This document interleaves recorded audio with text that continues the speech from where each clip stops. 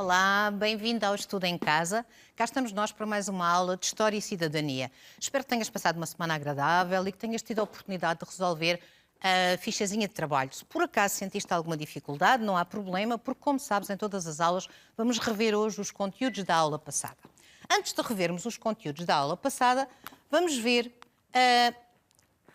a apresentação da nossa aula de hoje. Como já falámos, como sabes, temos estado sempre a tratar entre a Idade Média, entre o século XIX, após as revoluções liberais, temos mantido nessas balizas temporais. Já falámos de política, poder, já falámos de economia, das atividades económicas e quem é que produzia o quê, já falámos da estrutura da sociedade, já falámos de mentalidades e religião e hoje é a altura de falarmos da cultura e da arte. Antes de falarmos da cultura e da arte, vamos então rever brevemente a religião, que foi o tema da aula passada. Ora, chegámos à conclusão na aula anterior que, na Idade Média, o homem tinha uma grande religiosidade. A Igreja dominava a vida das pessoas, em todos os sentidos, no bom sentido também, e os homens acudiam às igrejas para qualquer necessidade, era onde acudiam em primeiro lugar. Esta mentalidade extremamente religiosa do homem medieval vai dar origem a uma nova mentalidade, a uma mentalidade humanista no Renascimento.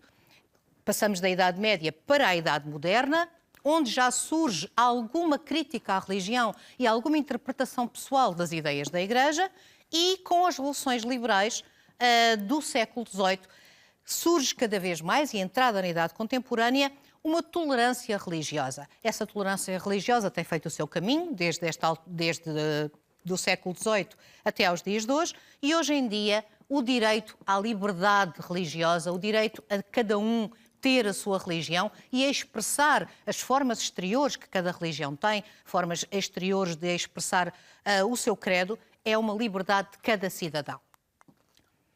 Voltamos então à nossa arte, à cultura e à arte na aula de hoje. Como sempre, nós começamos com uma questão-problema e hoje vamos pôr esta ideia. A cultura e a arte são a identidade de um povo ou resultam da identidade de um povo, ou seja, determinado povo em determinado local tem a sua cultura e a sua arte, cria a sua cultura e a sua arte, ou, por outro lado, a cultura e a arte são a identidade de uma época. Ou seja, consoante as épocas históricas, cada época, por variadíssimos fatores, políticos, económicos, sociais, etc., religiosa, a arte está intimamente ligada à religião, por determinados fatores, cada época vai ter uma determinada cultura e uma determinada forma artística. Vamos ver se chegamos ao final da aula de hoje e se conseguimos chegar a esta conclusão. Será que a cultura e a arte são, na realidade, a identidade de um povo ou a identidade de uma época? Para isso, acabámos de falar sobre a Igreja e sobre a religião na aula passada. Vamos voltar à Idade Média, vamos começar na Idade Média e chegamos à conclusão que o clero dominava a cultura na Idade Média. Ora, se dominava a religião e dominava várias facetas da vida, o clero dominava a cultura e o ensino. Os monges, também chamados de monges copistas, dedicavam-se nos mosteiros à cópia de livros antigos, à cópia de livros da Bíblia e de outros livros religiosos, mas também à cópia de livros das antigas civilizações grega e romana. Isto foi extremamente importante porque foi através da atividade destes monges copistas que foi preservado muito do saber, e olha que era muito saber mesmo, da Grécia Antiga e de Roma Antiga. Os livros eram elaborados, como podes ver aqui nesta imagem, pelos monges, eram feitos em pergaminho, portanto, pele de animal, mas uma pele extremamente fina, eram escritos à mão, portanto, daí eles serem monges copistas, e eram ilustrados com desenhos, como eu já te disse numa das aulas passadas, aos quais se chamavam estes desenhos iluminuras. As iluminuras eram desenhos e, digamos que a decoração da página dos livros que, de alguma forma, iluminavam, para não ficar só escrita, e daí também o nome de iluminura. Então, na Idade Média, vamos encontrar, se bem te lembras, nós na Idade Média, quando falámos da sociedade, dissemos que a sociedade medieval era uma sociedade tripartida, estratificada e hierarquizada. Tripartida porque dividida, digamos, em três grandes grupos: o clero, a nobreza e o povo. Ora, de acordo com esta divisão, também a cultura na Idade Média vai ser uma cultura, digamos que tripartida. Vai haver a cultura monástica era a cultura produzida pelo clero. E onde é que esta cultura era produzida, este saber era produzido? Ora, nas escolas monásticas que ficavam nos mosteiros E nas escolas episcopais, se elas ficassem numa catedral, normalmente os mosteiros mais em regiões do campo ou no interior e as catedrais mais nas cidades. Era uma cultura religiosa e erudita porque eles dedicavam-se a isso mesmo, ao saber, à cópia de livros, ao estudo dos livros, à leitura atenta de muitos e muitos livros, não só livros religiosos, mas também, como vimos há pouco, muitas e imensas obras que tinham vindo desde a Antiguidade Clássica, Grécia e Roma. Por outro lado, temos também aquilo a que nós chamamos uma cultura cortesã. A palavra cortesã vem de corte e a cultura cortesã era a cultura, a atividade a que reis e nobreza se dedicavam nos seus tempos livres. Ou seja, este conjunto de atividades constituía a cultura cortesã. Ora, ela decorria em ambientes de corte, como sabes, a corte, o palácio, o castelo onde o rei vivia, onde vivia rodeado por uma série de nobres, alguns família próxima, outros família afastada, outros nem sequer eram família, mas faziam parte disso mesmo, faziam parte da corte, e nos momentos de convívio e de cultura acontecia esta cultura cortesã. Então, e o que é que era esta cultura cortesã? Pois, como a imagem indica, era a realização de banquetes, a realização de festas, a realização de saraus. Saraus, portanto, uma atividade que decorre à noite, saraus ou literários, ou com música, ou com danças, ou com algumas atividades dos chamados bobos da corte também, algumas atividades quase que um bocadinho circenses, se é que se pode dizer, de malabarismo, etc. E havia uma figura muito importante nesta atividade, que era o jogral. Vamos ver um vídeo. O jogral é o rapaz, é o jovem, que não pertence à nobreza, como é óbvio. Ele está lá para distrair a nobreza, para entreter a nobreza. E vamos ver um pequeno vídeo sobre a vida de um jogral. Peço desculpa.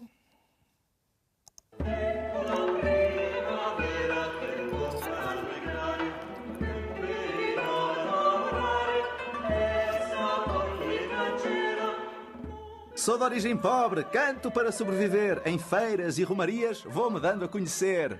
Tenho orgulho em ser jogral. Estou presente em muitas mesas. Atuo em casas nobres e em bodas camponesas. Recito belos poemas de poetas conhecidos. Comigo e com o meu grupo, os serões são divertidos. Sou artista do espetáculo. Esforço-me para entreter. Canto cantigas de amigo. Ai, eu, coitada, como vivo em grande cuidado por meu amigo que é alongado. Muito me tarda o meu amigo na guarda. Ai, eu, coitada, como vivo em grande desejo por meu amigo que tarda e não vejo. Muito me tarda o meu amigo na guarda. E descárnio e maldizer. Foi um dia lopo jograr, a casa de um infanção cantar, e mandou-lhe ele, por dom dar, 3 couços na garganta, e foi-lhe escasso ao meu cuidar, segundo como ele canta. Faço jogos e acrobacias, conto histórias de encantar. Sou um grande transmissor da cultura popular. Também componho canções. Se eu pudesse desamar a quem sempre desamou e pudesse algum bem buscar a quem me sempre mal buscou, assim me vingaria eu, se eu pudesse coitadar a quem me sempre coitadeu. Pois tenho um grande talento, falo de amor e saudade e de tudo mais que invento. Ando de terra em terra a mostrar a minha arte. O meu nome é conhecido, um pouco por toda a parte. Então, com este pequeno vídeo, acabámos de comprovar como era a vida de um jogral.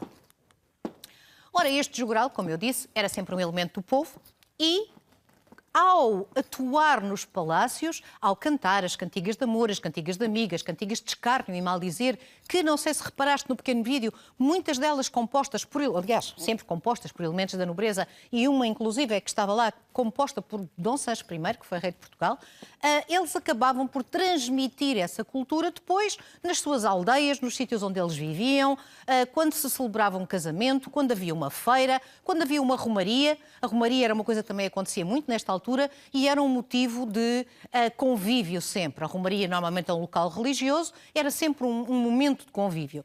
Esta cultura popular, então, é uma cultura simples e espontânea que surge, digamos, de uma forma não programada, de uma forma em que, já que estamos todos juntos a fazer uma qualquer atividade, então vamos acabar o dia com festa, com música, se calhar tal como fazem hoje os amigos, etc., e as pessoas. Ora bem, outra forma de cultura extremamente importante que surge na Idade Média são as universidades. As universidades surgem na Europa entre os séculos XII, XIII e XIV e Portugal, que às vezes em alguns aspectos está um bocadinho desfasado na Europa, no que toca ao surgimento das universidades, Portugal esteve muito em linha com a Europa. Portugal tem a primeira universidade em 1290, na cidade de Lisboa, criada por Dom Dinis, para se dedicar ao estudo das ciências e das letras. Esta universidade acaba por integrar Portugal neste movimento cultural que passa por toda a Europa e que tem grandes universidades, por exemplo, em Paris ou em Bolonha. Engraçado que estas universidades estão abertas a todos os estudantes. É uma das primeiras formas de promoção da burguesia e dos filhos dos burgueses. Não são só os filhos dos nobres que vão para a universidade, são também os filhos dos burgueses, pessoas com mais dinheiro, com mais posses, mais ricas, mas que querem que os seus filhos tenham uma formação especializada. Em termos de arte, que arte é que se fazia na Idade Média? Na Idade Média encontramos fundamentalmente dois tipos de arte, românico e gótico. Estes dois estilos, como nós podemos ver aqui, estilo românico e estilo gótico, aqui no nosso Mosteiro da Batalha. O românico é um estilo que se vai desenvolver mais no norte de Portugal, é um estilo arquitetónico mais característico das zonas do campo ou das zonas do interior, e neste caso, no caso português, mais no norte, tem muito a ver com a reconquista cristã. São várias igrejas que se foram construindo nos séculos XI, XII em Portugal e também alguns no XIII.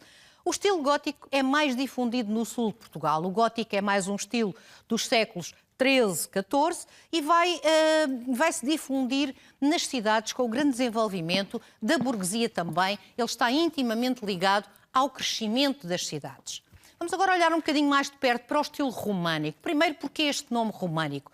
Muitas vezes até vocês confundem, os alunos confundem românico com romano. Não são a mesma coisa, mas o nome de românico surge exatamente porque o estilo românico vai utilizar muitas técnicas construtivas e muitos pormenores da arte romana. Digamos que ele é considerado uma adaptação da arte romana, daí ser chamado arte românica.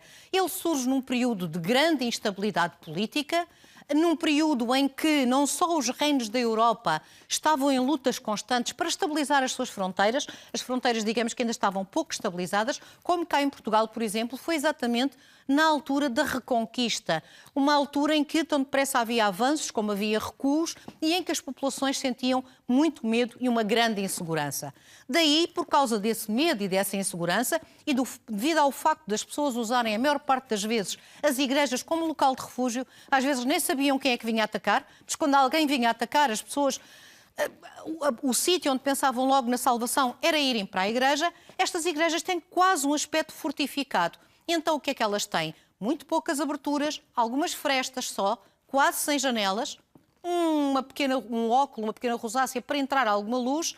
E como é que identificamos, como é que dizemos que ela é uma igreja românica? Uma razão muito simples, é utilizado o arco de volta perfeita. Este arco de volta perfeita, metade de um círculo, 180 graus, foi um arco utilizado pelos romanos nas suas construções e que permite maior estabilidade construtiva e alguma altura. Nós, se aqui, em vez do arco, tivéssemos uma trave entre dois pilares, pois esta estrutura não conseguiria suportar tanto peso.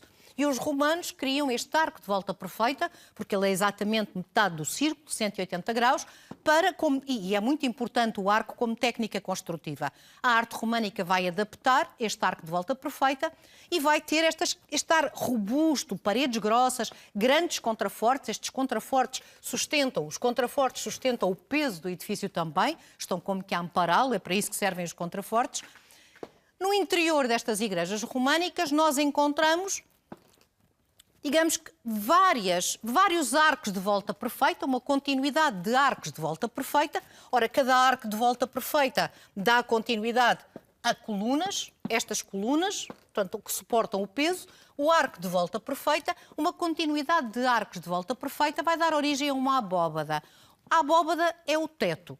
Neste caso, nós dizemos que é uma abóbada de berço, porque a ligação que é feita entre os arcos, entre as colunas, que cria os arcos de volta perfeita, dá-nos esta forma quase como se fosse um berço. Tenta imaginar, tenta abstrair-te um pouco e imaginar um berço virado ao contrário. Portanto, esta forma virada ao contrário quase que dá um berço, aqueles berços muito rudimentares, também estamos a falar da Idade Média, um berço daqueles berços que balançam. Daí chamarmos abóbada de berço. Portanto, arte românica entre o século XI e o século XIII, paredes grossas, poucas aberturas, aspecto fortificado, grandes contrafortes, abóbadas de berço no interior, muito pouca decoração.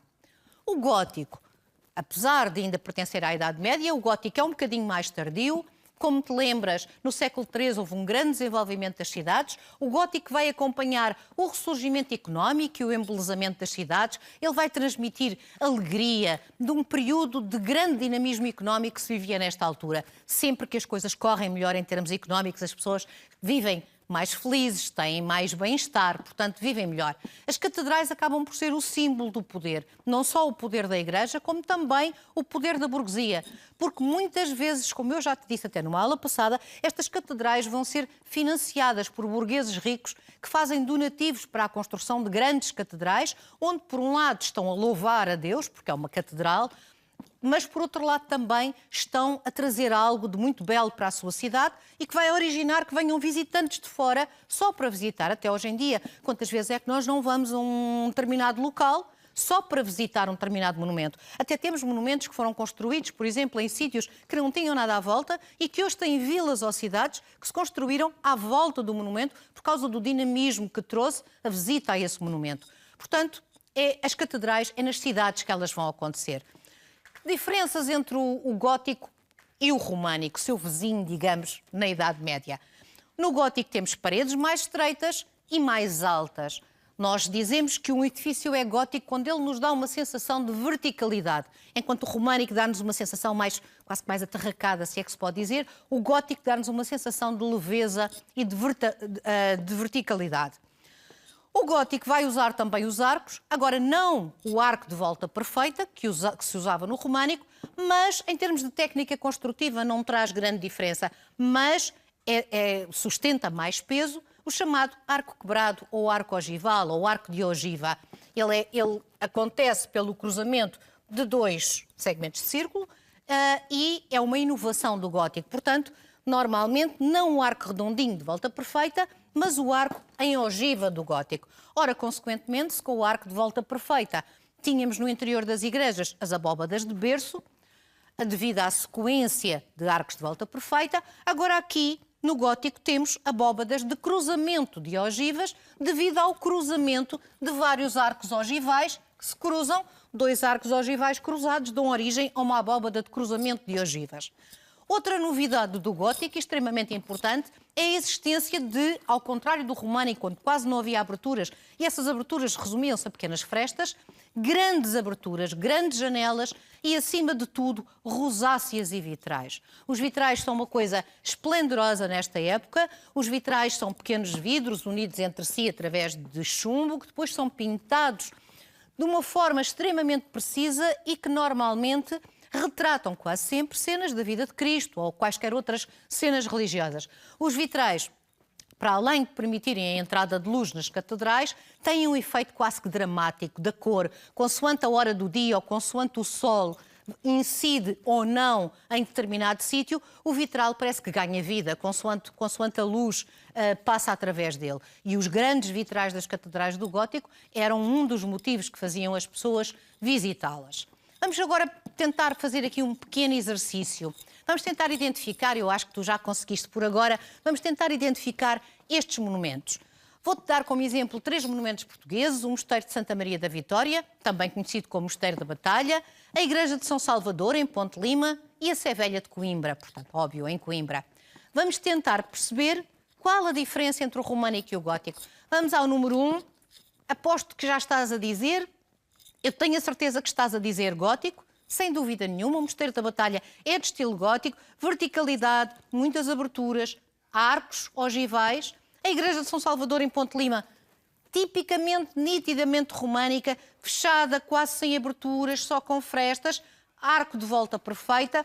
E a Sé Velha de Coimbra, que às vezes isto acontece muito, até acontecem muitos erros devido a ter havido reconstruções dos monumentos. Às vezes os monumentos são originalmente de um determinado estilo artístico, mas depois com as reconstruções vão-lhes sendo deixados alguns apontamentos de outras épocas históricas. Este aspecto pode às vezes pensar, mas ele é mais alto. Tudo bem, é mais alto, mas olha para o arco. É um arco de volta perfeita. Portanto, sem dúvida que disseste comigo, gótico, românico. Vamos dar um salto no tempo e agora vamos passar para o século XVIII. O século XVIII, o século do absolutismo régio, o século em que os reis, todos os reinos quase da Europa, têm um comércio bastante dinâmico, em que a Igreja quer, por causa da crise que houve no Renascimento, quer também mostrar aos seus fiéis o quanto ela, a Igreja Católica, é grandiosa. Ora, a arte desta época do século XVIII não pode ser outra coisa senão uma arte grandiosa e feita para espantar quem a vê. O barroco, característico do século XVIII, é uma arte espetacular, rica, faustosa, extremamente decorada, onde encontramos toda uma série de pormenores. Aqui, por exemplo, temos o Convento de Mafra, um monumento paradigmático do barroco em Portugal, mandado construir por Dom João V, um imenso monumento. Portanto, a arte espetacular, rica, faustosa. Aqui temos um exemplo na Igreja de São Paulo, em Vila Real, das curvas e contracurvas, as conchas, as figuras dos santos, todas as linhas curvas e contracurvas que são usadas no barroco. Aqui na Igreja de São Lourenço, em Almancil, podemos comprovar a exuberância ornamental do interior das igrejas barrocas, onde nada era deixado em branco. Portanto, ou fazíamos colunas, ou fazíamos esculturas, ou fazíamos decorações, ou se ficasse alguma coisa em branco, pois ela era recoberta com azulejos, normalmente o azulejo barroco português, tão bonito que ele é, o azulejo branco e azul. Um pormenor da talha dourada usada nas colunas. Não era ouro maciço, mas é ouro. É uma folha de ouro. Olha, é quase como... Eu às vezes explico aos meus alunos para perceberem o que é a talha dourada. Imaginem a folha de alumínio que vocês têm em casa, que às vezes embrulham coisas com folha de alumínio. Imaginem que, em vez de ser folha de alumínio, era de ouro. E imaginem que é extremamente maleável e nós vamos forrar, obras de madeira, colunas, seja o que for, esculturas de madeira, vamos forrá-las com folha de ouro. Portanto, não é ouro maciço, mas é forrado a ouro. Não engana totalmente. Vamos ver agora um pequeno vídeo sobre a arte barroca. Já não temos muito tempo, mas eu queria que este vídeo explica muito bem e eu gostava que olhasses para ele. Isto leva-nos a outra lição. Quando se fala em arte barroca, usa-se muito a expressão horror ao vazio, porque a decoração é tanta que quase não há espaços por preencher. O exterior tinha que ser muito decorado e impressionar logo à primeira vista. Vasos, volutas, figuras humanas ou elementos naturais como plantas, conchas ou grinaldas de flores, ou então pintura em azulejo. O azulejo branco e azul que vês ainda hoje em muitos edifícios é típico da arte barroca em Portugal. E há mesmo casos de construções quase totalmente cobertas com azulejo. A Igreja do Carmo, a poucos metros dos Clérigos, é um desses exemplos. Esta fachada está totalmente coberta com azulejos, onde são retratados acontecimentos ligados à religião católica, por entre a tradicional decoração barroca. Bem, agora que já conheces a arte barroca por fora, será que imaginas como ela será no interior? Nada melhor do que veres com os teus olhos. Vem comigo à Igreja de São Francisco.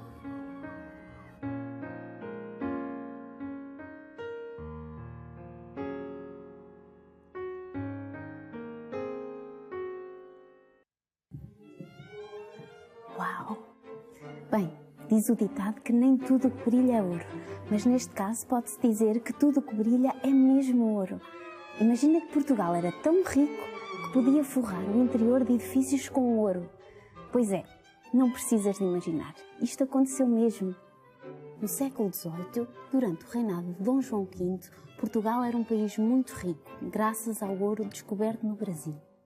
Grande parte desse ouro foi usado na decoração barroca, através de uma técnica chamada talha dourada, em que folhas de ouro muito finas são usadas para cobrir superfícies em madeira, tornando-as exuberantes e esplendorosas. Lembras-te do horror ao vazio? Pois é, aqui está ele.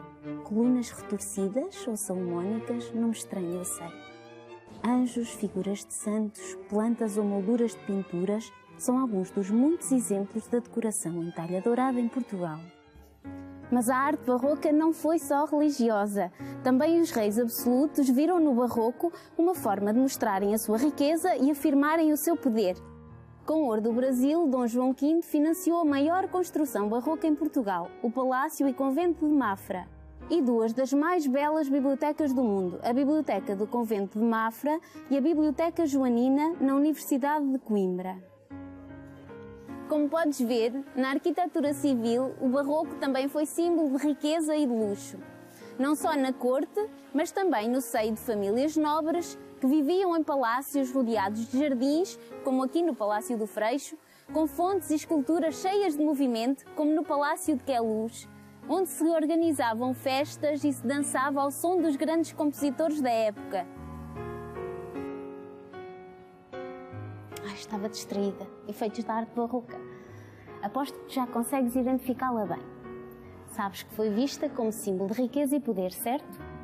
E por falar em riqueza e poder, não te esqueças que Portugal teve o momento mais alto com Dom João V, a quem muito valeu o ouro do Brasil.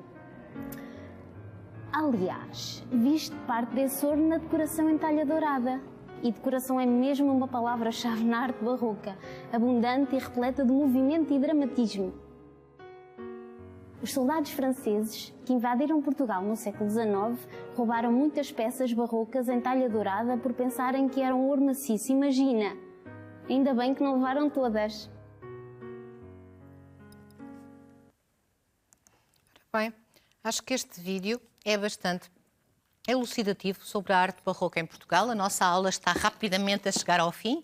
Ora, o século XVIII, o século também foi marcado pela cultura, e bastante marcado pela cultura, o iluminismo do século XVIII.